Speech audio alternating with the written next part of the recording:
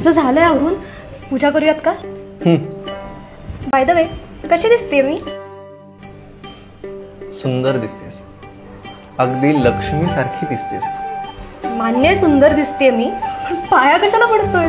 कारण आपल्याकडे तर रीतच आहे दिवाळीला पाया पडायची. हो, पण लक्ष्मीच्या, बायकोच्या नाही काही. बरं मग मला सांग, आपण लक्ष्मीच्या का पाया पडतो? का म्हणजे काय?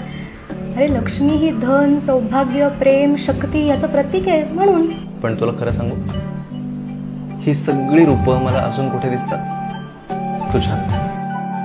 तू जर तुझ्याकडेच पाहिलंस ना तर तुला कळेल. संसाराच्या अडीअडचणीत साठवून ठेवलेले पैसे देणारी धनलक्ष्मी. सकाळी मला कितीही लवकर उठून जायचं असलं ना तरी डबा बनवून देणारी तू धान्यलक्ष्मी. कितीही अडचणी येऊ दे धीर देणारी, धीरानं घेणारी तू धैर्यलक्ष्मी. समजून घेणारी, वेळ आली तर समजून सांगणारी विद्यालक्ष्मी. गृहिणी कधी गृहिणी नसतेच, ती असते अष्टलक्ष्मी.